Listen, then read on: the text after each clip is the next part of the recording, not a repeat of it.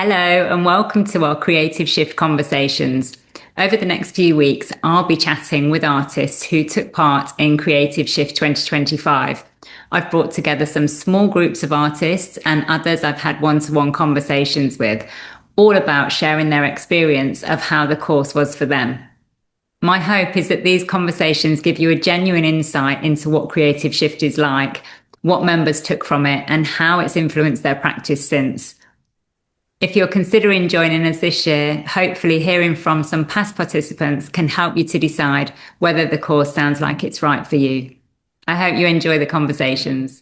So today I'm joined by Elli, Jane, Marta and Jenna. So thank you all for being here with me. Now I'd like to start right at the very beginning and ask you, what was it that drew you to Creative Shift? And could you tell us a little bit about what was happening in your creative practice at the time that you decided that was the right time for you to join the course? So, Jane, shall we start with you?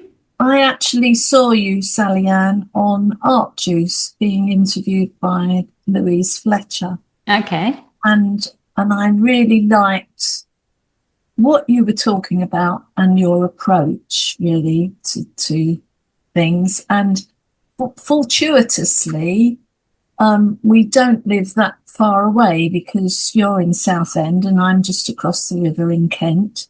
So I decided to come and see you at one of your open studios. You did. And which was really exciting, actually. And that day just convinced me that I wanted to do Creative Shift. And can I just add that I'd never done a course before. I've not done Louise Fletcher. I've not done any other courses before, but I wanted to do Creative Shift. Yeah. Was there anything in particular that swung it for you? It made you want to do it? Your philosophy, really. And just the feeling that I would move forward, that I was a bit stuck and I wanted to move forward and I didn't know how to do that.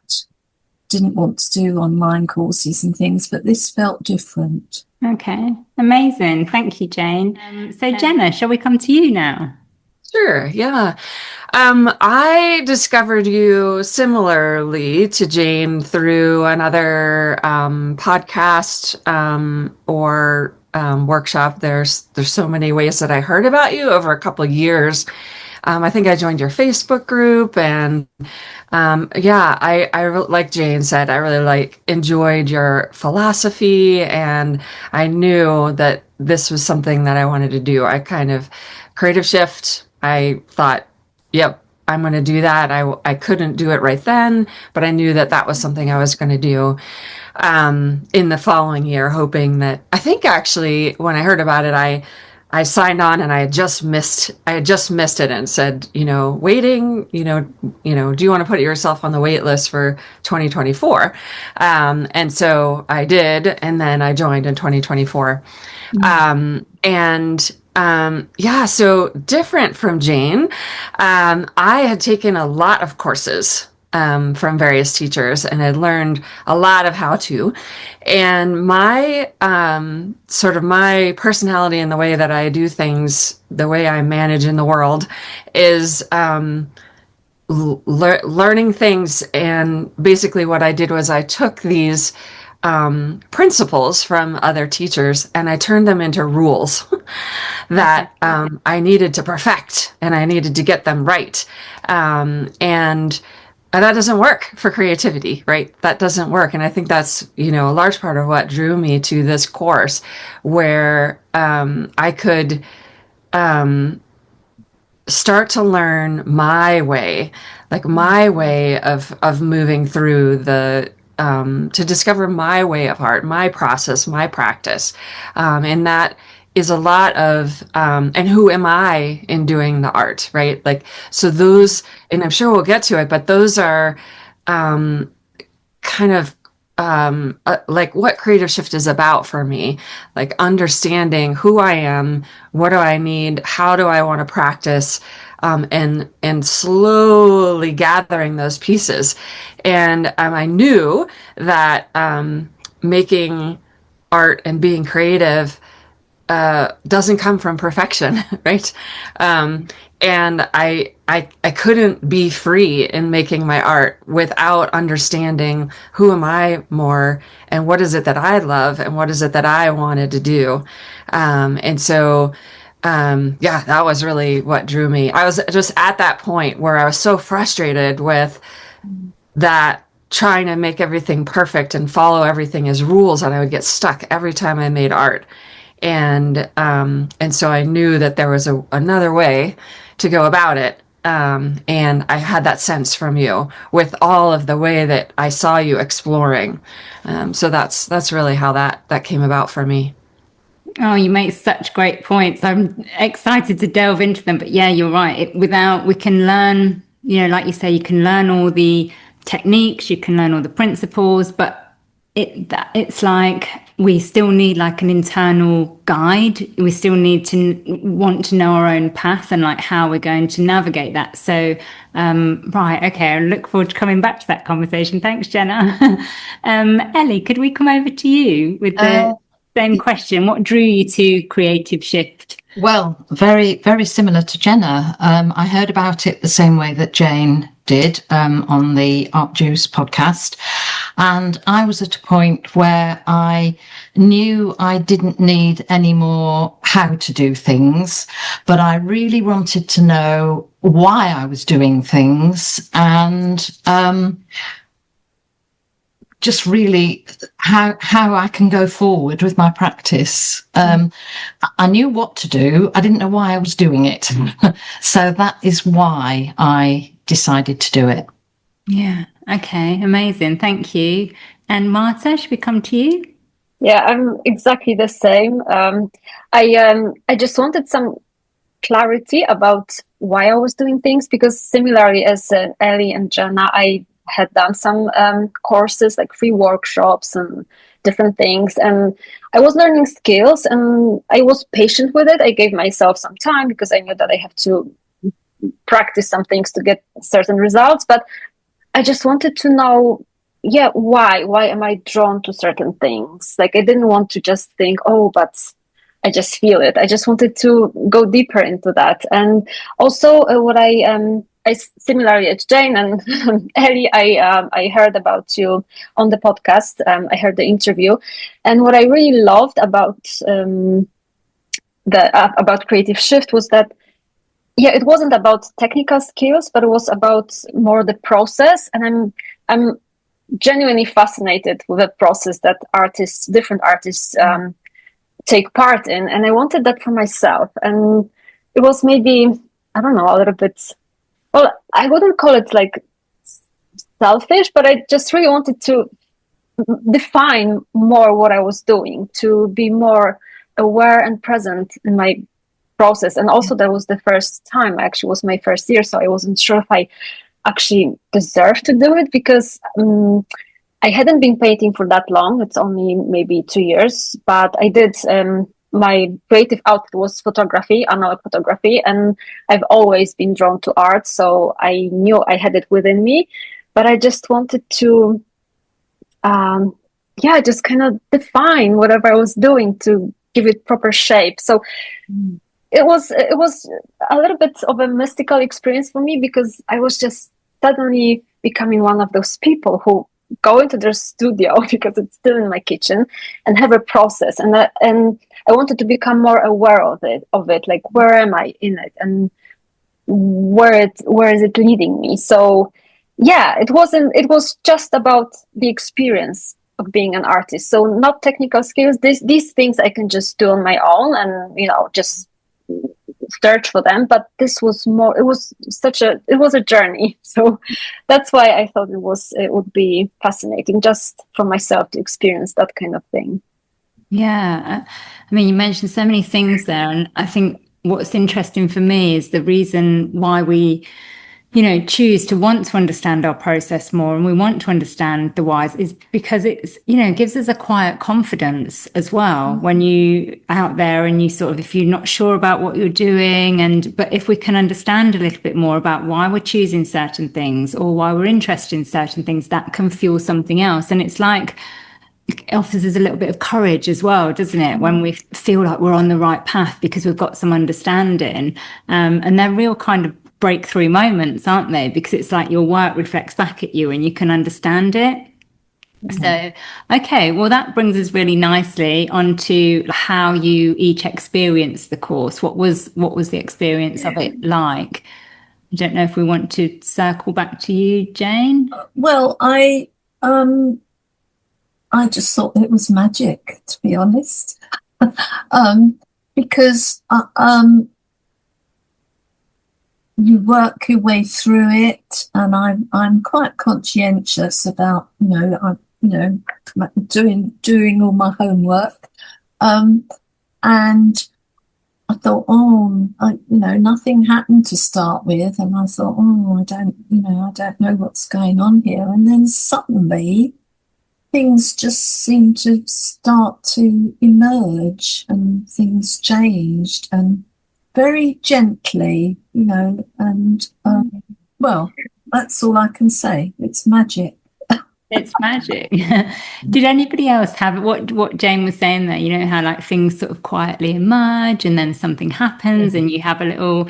Ellie, would you tell us about your? Yes, exactly the same, really. When I started to do it, and I thought, well, this is really interesting, but I wasn't really aware of what was happening until a little bit later. And I don't know, I think of it as a little seed, really, that gets planted inside you. And if you give it the right conditions, it grows. That's the best way I can describe it. Yeah. Did anybody else have that experience? I would say I did, but I saw it a little bit differently. I've done a lot of courses and worked with teachers, more introspection. And so this was in alignment with that, at least in the beginning. So first, understanding a little bit more about who you are and who you are as an artist, and where you get stuck, and what are your tools that you use, like just sort of an inventory, I guess, and a deeper dive into who you are, and just gently, as Jane said, gently providing the tools to make that happen. And so I'm accustomed to doing that work, so it didn't feel like quite as magical, I guess, because of that.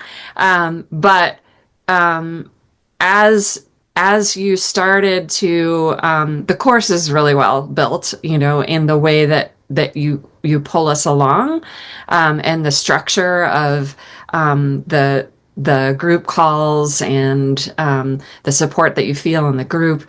And so slowly I felt like, oh, I see. So we're not just doing introspection and understanding of who we are, but we're now building and building towards that confidence that you mentioned, where now I understand how my materials are how everything is interconnected, right? Like I like lines and shapes and differences. Oh, I see how the materials I use support that. I see how the setup in my studio supports that. I see how the artists that I'm inspired by support that. Like, so it's sort of this woven tapestry of understanding of who I am as an artist, and how what it is that I'm drawn to supports that, and my surroundings support that, or they don't, right? And how that all works together. So I think that unfolding was kind of how I would say. So I guess that is magic. Yeah, magically woven in there. But no, I liked the way you describe it. It's so interesting to hear the different interpretations of how, because that's down to your personal experience of how, the course unfolds for you and which parts are going to be most prominent for you and stand out. But I love the way you describe there. It's like a whole creative practice, and then there's so many different elements that go into it, which either support the way that support the way you want to work and the work you want to make, or we shine a light on those parts to think, oh, hang on a minute, this isn't quite working for me, and then you have opportunity to change. So I guess all of what Creative Shift is about is bringing this awareness to each of these areas. So like your environment, your materials and processes, what you're surrounded by, and then gives you the opportunity to really delve into those aspects and then decide, is this supporting me, or can I make changes here? So I guess it's a big invitation to see those parts along the way. Were there any weeks in particular that felt really impactful for you? Yes, the week 2 for me, inspirations and influences, and what I did was I made a big sketchbook called "This Is Me." Oh wow! And it was art and art styles, places that influenced me, objects and materials, memories, people, nature. And I've looked at it so often since then, and it made me realise, goodness, it's all so interconnected. And that was really, really helpful.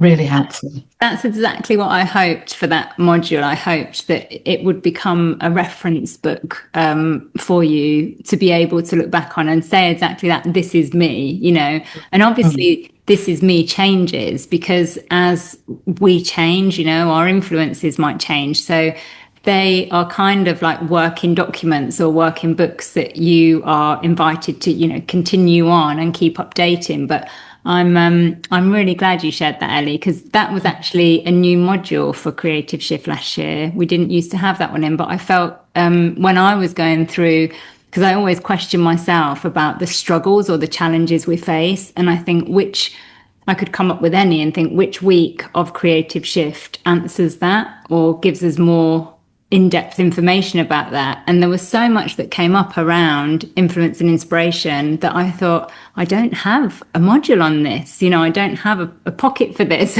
So that's why that was a new module for last year, but I'm so glad we put it in. I'm so glad you just shared your book. Thank you.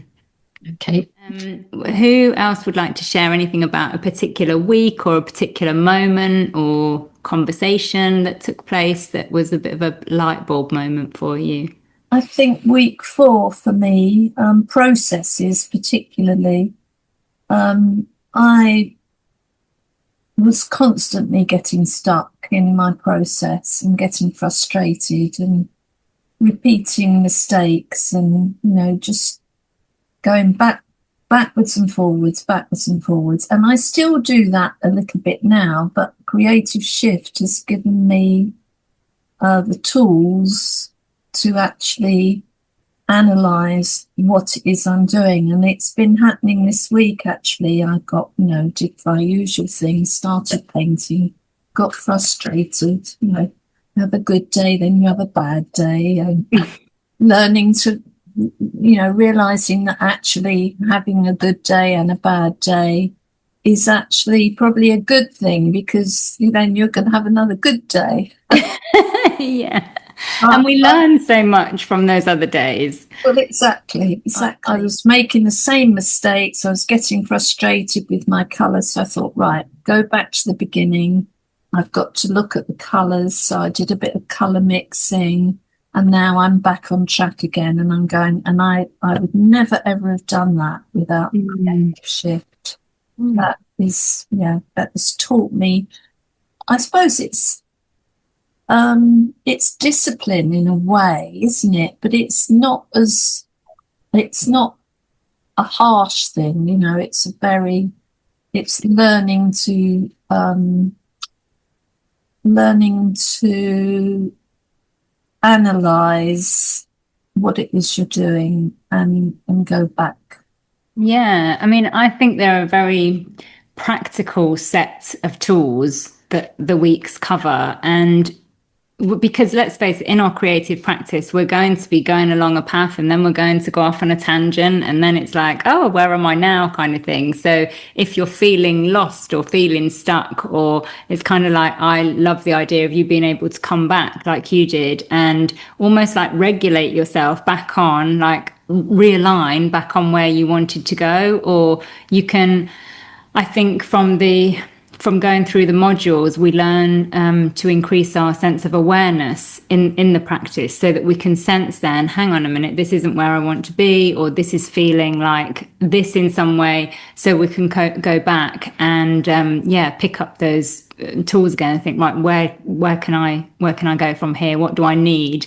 And it helps us to kind of, I guess, coach yourself in a small way. You know, it's like just going back to the, like you say, the start, being able to get back on track.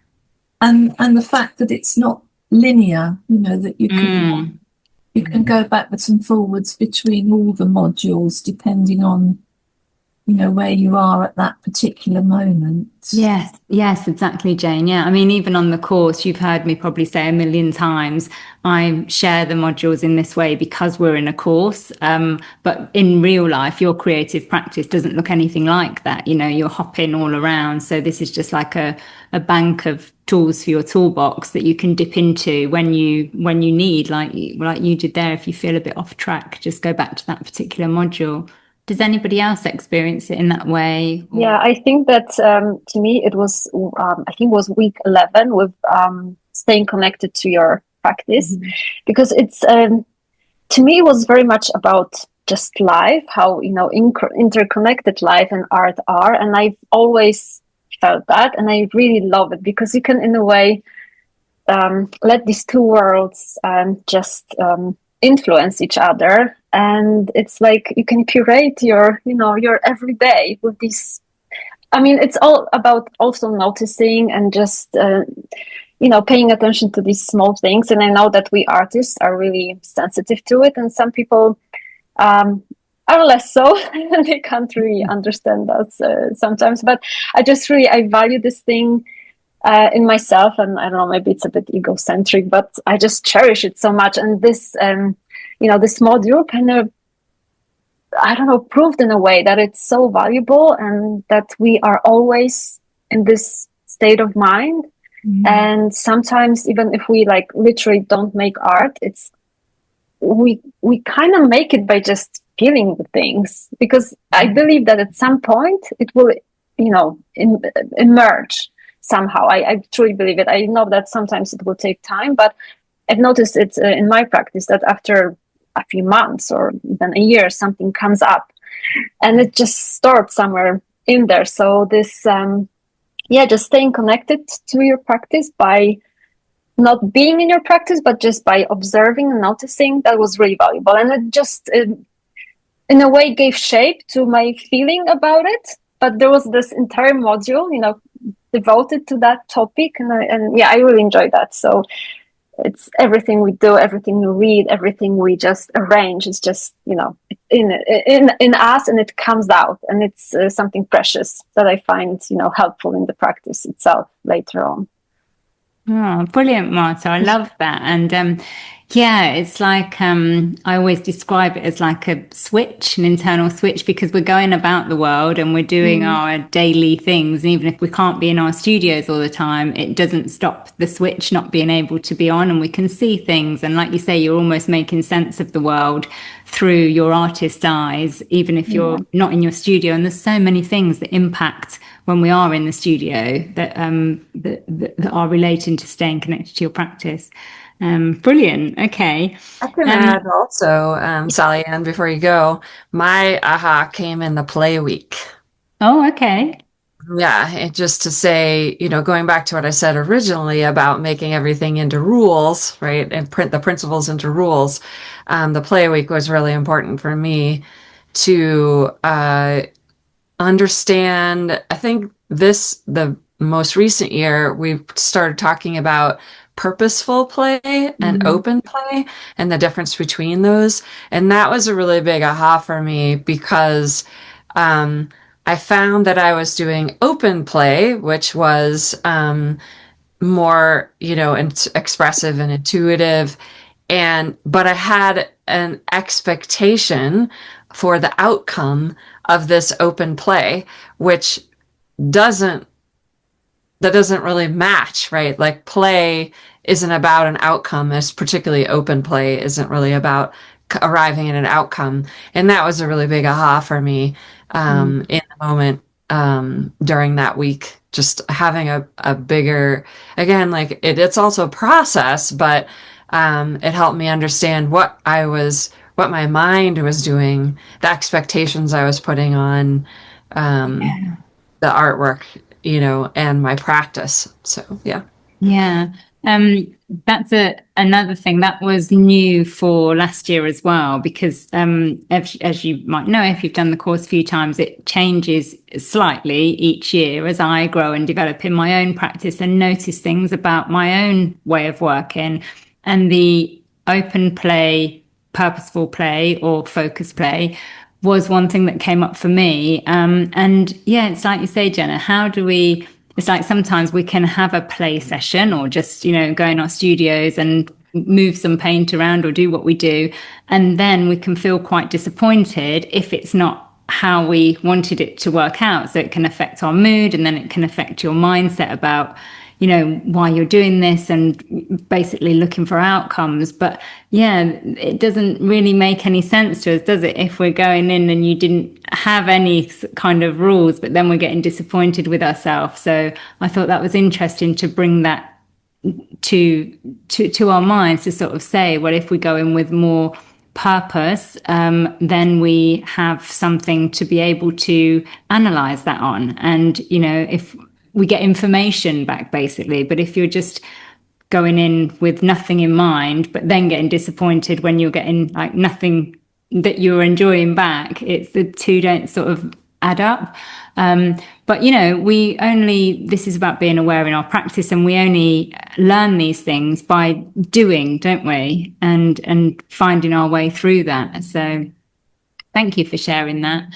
Have you noticed anything shifted in your practice since last year's course? Because as we're recording this, we are almost, we're about 9 months on. Is there anything that comes up for you now that has changed for you since doing the course? Well, I've become really regular in my practice, and that was actually my aim, like my goal in the beginning of September. I set to myself, I will show up regularly, and I have. I mean, of course, sometimes there are obstacles just life happens, and you're traveling or family is visiting, so you can just observe, which I had mentioned before. But my practice has become really regular, and I just try to really make space for it.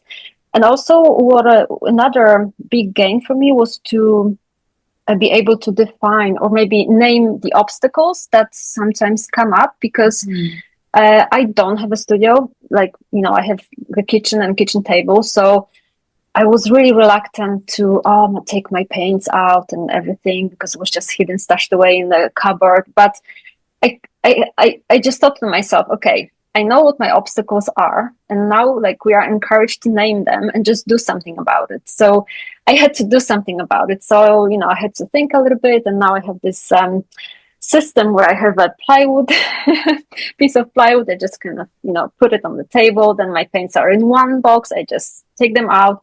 I have my painting palette with some brushes on it. I try to clean them every night. So I become really motivated to do these mundane things that sometimes are just I have to clean my brushes, but it helps, and then I'm ready. And it's as easy as it can be in my circumstances. So just because sometimes we just don't know what's working, and through this work that we're doing, we get to know what's the obstacle, we name it, and we deal with it. And sometimes it's it's tricky, but then it's you just have to ask yourself, do I want to do this? Yes, I do. So okay, make it as possible as you can. So I have.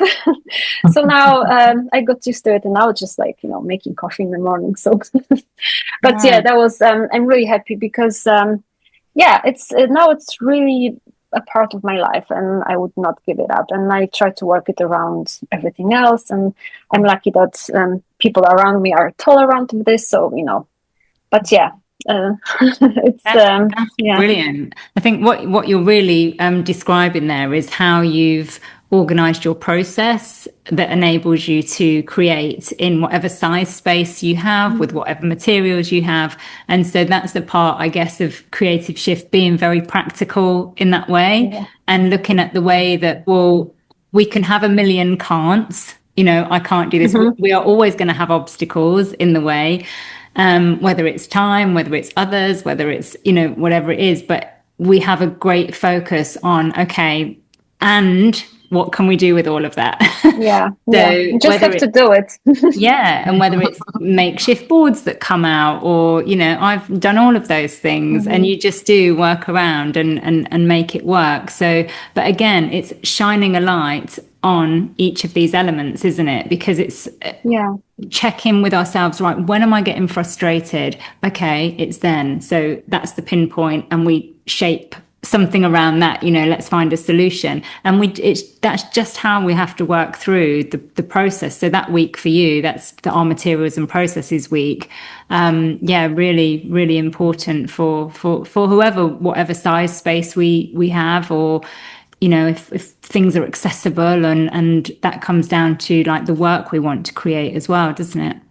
Yeah. And with that, with Creative Shift, you just know what questions, like with some time, just know what questions you should ask yourself, because you are asking us those questions, and without the structure, I would never come up with them. But essentially, when we are left on our own, we have these tools and your questions, and then we learn how to come up with our questions about our process, what's working, what's not. So that's something that's also stayed with me, I think. Just just asking yourself what you need. You make me think that, sometimes when we're just working away on our own in our studios, we don't always know the questions to ask, do we? No. Else we would get ourselves out of situations. So and there's a million other things to do, isn't there? If you get stuck, then it's like, oh, well, I'll go and walk the dog, I'll go and do this, and then we come back to kind of the same situation or whatever. So sometimes it's just helpful to have the questions there. This is what's going to get me out of this and move me forward. Is there anything else that's really useful to you in your kind of everyday practice now in the studio that changed since last year? Well, I think because I'm much more intentional now. I wasn't intentional at all before, I don't think. I wasn't playing with a purpose. I could play for days, but nothing came from it really. So I think, that the structure is really, I like a structure anyway, and now I make a list the night before of just 2 or 3 small things that I'm going to do the next day. And I usually get those done quite quickly. And then it just takes me into, I'm lucky in that, I'm retired and I'm a hermit, so I don't have to, I'm not pulled in all different directions, so I can devote a lot of time to my art. And it's just transformed it really for me. Oh, amazing. There's a lot to be said for intention. I think sometimes when we hear the word like, having a plan or being intentional, it can start to feel quite rigid. And a lot of creatives, when I first started introducing all these ways of working, they were like, no, I don't want this. I feel too boundaried. But actually, when we look at those, and they're just like loose guide points that I always say, it actually opens up our creativity. Because sometimes if we have no structure or no rules or no anything, it's too wide and it's overwhelming. So just by channeling in and focusing on various areas and being a bit more intentional, it can really help us to progress. And I think we can track that progression as well of how we're feeling. If you feel like you're moving forward, it feels good in the studio. And we wouldn't, when you're working, when I was working, we had a car hire business, and I'd be in the office. I wouldn't go in and say, oh, well, I don't know what I'm going to do today. There would be, you do actually have to have a structure in all things, really. When you're cooking, you have to have a structure. And it's, I think it's necessary if you are serious about your art. That's a good way to put it. I always remember having I think before I even started Creative Shift, I used to be a person that used to say, oh, I just want to get lost in my practice. I just want to get lost in my process, lost in the painting process. And I did many times, but then I'd get to a point of frustration because I wouldn't know my next steps then, and I'd be so lost. And then it's like, well, where am I now? And so when I started looking at all of this and thinking about it and being more intentional, I then changed the mindset to, I want to intentionally be lost in the process, because then I know once that feeling feels too far and then I'm like, oh no, what should I do now? I can come back out of that and then I can realign myself. So I want to get lost in the process both ways, but I'd much rather be intentional about it and allow that creativity to happen, knowing that I'm kind of in control of that, even though my intention is to lose control within it, if that makes sense. Okay, so if anybody is watching this and wondering whether or not Creative Shift is right for them, what advice would you give? One thing that I would say is that the amount of actual input that you put in during the course, Sally Ann, the Q&A sessions twice a week. I don't know of any other course that does that. Not that I'm an expert on that, but and the fact that KC, we've not mentioned KC, and I think she is, there's because KC is very analytical and she brings something else to it, doesn't she? Which and I just love those Q&A sessions. I came to both of them. I even got up early to come to them. They hold a lot of extra information. I think that just generally what comes out when you're chatting in that they hold a lot. And Casey is definitely helping mentor on this year's course as well. So that's good. What else would you say to anybody that's thinking about taking Creative Shift and wondering if it's right for them? Well, if anyone is just wondering how to, build this practice, to me, it was also a first step to start thinking about my art seriously. If someone is at this stage, of course, it's an investment, but they have to, you have to just decide, is it that important to me? Yes, it is. So then to get a little bit of more clarity and just direction, then it's fascinating because it was intense, but in a very good way. Like what Jane mentioned, also those calls, I know that they were designed to fit different time zones, but it's even though the same topic was covered during the week on both calls, there were different people and different interactions, different points of view, and everything was just always constant learning. It's so if for someone who just wants to give more of a shape and get more clarity, this is perfect. I'll just add. Oh, sorry, Jane. Did you?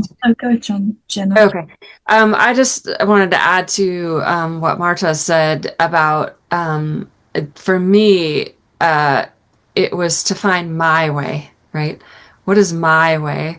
So my process, my art. What are the things I love?